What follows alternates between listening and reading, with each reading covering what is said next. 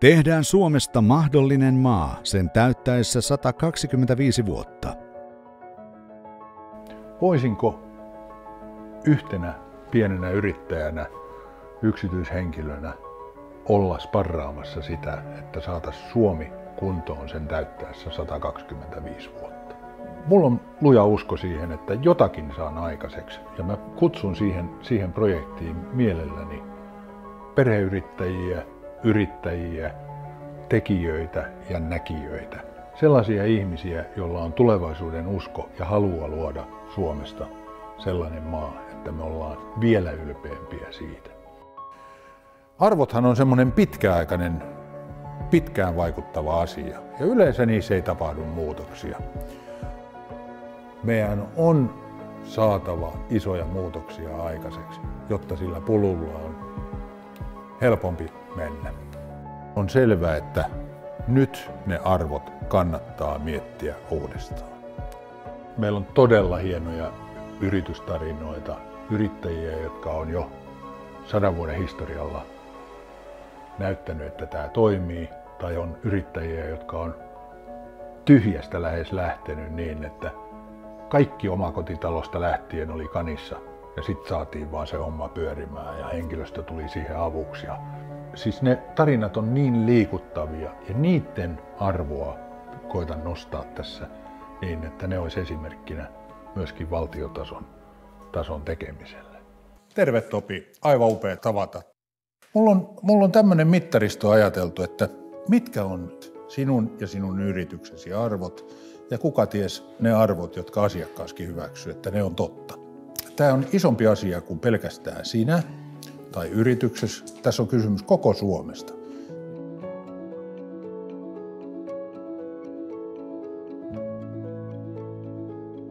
Mä aloitan S-kirjaimella, niin kuin Suomi alkaa. Niin siinä voisi ajatella, että sisu olisi semmoinen tärkeä. Suomalaisen kroppaahan se istuu. Kyllähän se sisu istuu luontevasti. Se on osa yrittäjyyttä ja sitä, että sitä sisua löytyy niillä vaikeilla hetkillä sitten, kun se yrittäjyys kuitenkin on semmoista siniaaltoa, että sieltä löytyy myös ne vaikeat hetket. Silloinhan se testataan. Hyvillä hetkillähän pärjätään moni, mutta sitten ne heikot hetket, sieltä se löytyy se sisu sitten siihen yrittäjyyteen. No mitä sä näet siellä sisun sisällä? Mitä siinä on? No kyllä siinä on, sisussa isona osana on usko siihen omaan tekemiseen ja tahtotila toteuttaa sitä omaa tekemistä. Eli siinä vaiheessa, kun on tullut kuokkaa ja on pikkusen mennyt heikommin, niin kuitenkin luottaa sisukkaasti siihen omaan näkemykseen ja tekemiseen, mutta myös kuuntelee totta kai sivusta myös niitä oppeja ja näkemyksiä. Ja se on mun mielestä niin kuin yksi osa sitä sisukkuutta se, että myös on sisua antaa se oma näkemys niin kuin erilaiseksi siinä tilanteessa, että pystyy ottaa vastaan. Sisun yksi semmoinen niin kuin ajattelu on mulla se, että sekin alkaa muuten S:llä, niin pitää olla sydäntä myöskin siihen, että se mitä tekee, kun joskus ne on ikäviä asioita, niin sitten niitä tehdään sydämellä.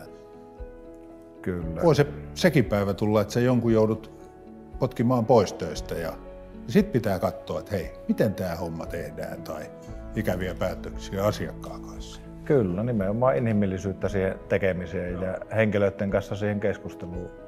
Ne on tympeimpiä keskusteluja ne, että kun menee pikkusen heikosti ja kustannuksien takia joutuu irtisanomaan, mutta siinäkin tapauksessa niin se, että se voi olla jollekin toiselle uuden alku, vaikka se on sinun yrityksessä tai minun yrityksessä on se niin kuin jonkun loppu. Niin se on kuitenkin se, että se asia keskustellaan ja molemmista näkökannasta, että siinä voi olla myös paljon hyvää. Niin, ja siinä on sulla ihminen kuitenkin siinä toisessa kulmassa, että se on tärkeä huomata. Sitten mä ajattelin, että jos mennään Suomi-polkua eteenpäin, niin siinä olisi U-kirjaan seuraavana. Niin siinä voisi ajatella, että siinä vaadittaisiin uskoa. Miten sä näet toimintaympäristön kaikkineen?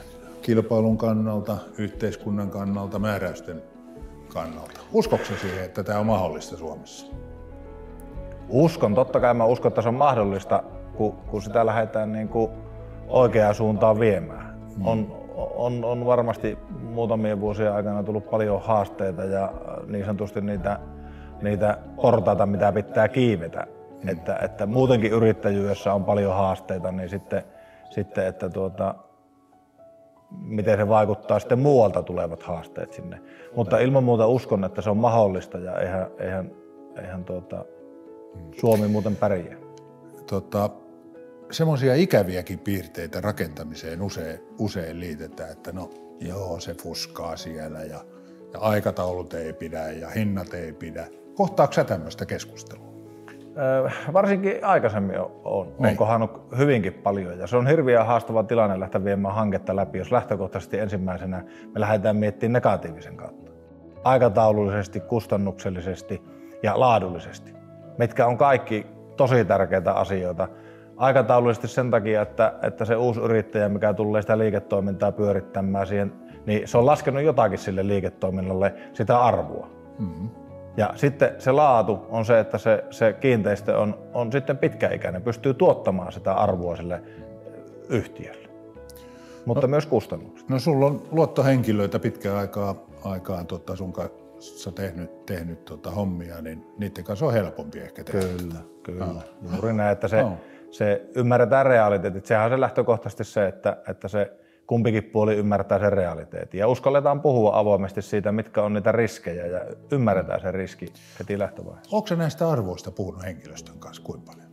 No ei ehkä sillä nimellä, mutta sisällöstä. Ei, mutta se on mulla tulee luontevasti, se on melkeinpä joka päivästä se jostain kulmasta puhuttuna se. On se silloin se, että onko se arvo se, että se arvostetaan sitä omaa työtä, omaa laadukasta työtä ja tehdään niitä asioita niiden niin kuin arvojen pohjalta. Joo, siitä voi saada sitten seuraavankin kirjaimen, eli osaamisen ja tiiminkin osaamisen. Niin siinähän se kehittyy, kun uskalletaan puolin ja toisin sanoa, että hei, älä nyt viitti, ei tonne tommosia betonirautoja laiteta tai mitä. Kyllä, ja nimenomaan kyseenalaistetaan se, vaikka kun otit esille tämän betonirauhoituksen, niin se, että suojaetäisyydet on. Moni vanhan kansanrakentaja voi sanoa, että no betoni sen peittää.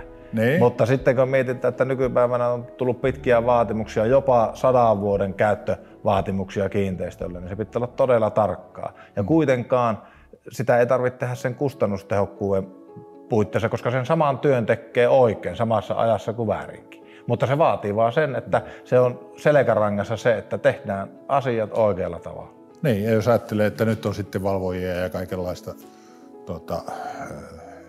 viranomaisjuttuakin siinä, niin sehän pitää tehdä niin, että silloin kun niiden silmät ei näe, niin se kestää myöskin silloin sen homman. Joo, ja sekin vaikka puhutaan paljon nykyään siitä valvonnasta ja siitä, niin eihän niin kuin sanoit hyvin, että silloin se pitää tehdä oikein, silloin kun se silmä ei näe, koska 95% se silmä ei näe, niin sillä 5% niin ei sillä ole niin kuin sen kiinteistön laadun kannalta niin yhtään mitään merkitystä. No. Ja se on niin kuin se, että mä aina sanoin, että se on ihan sama kuka tänne tulee, oli se aika mikä hyvänsä, niin kaikki asennukset pitää pystyä tarkistamaan. Mutta se on se luottamus. Se on luottamus ja se on mieli ja sydänkin totta kai siinä. Eli nyt me ollaan jo M-kirjaimessa. Tässä saadaan koko Suomi käsiteltyä samalla. Mitenkä sä niitä asioita, keskusteleeko sä näistä luotettavuuskysymyksistä kavereittes kanssa?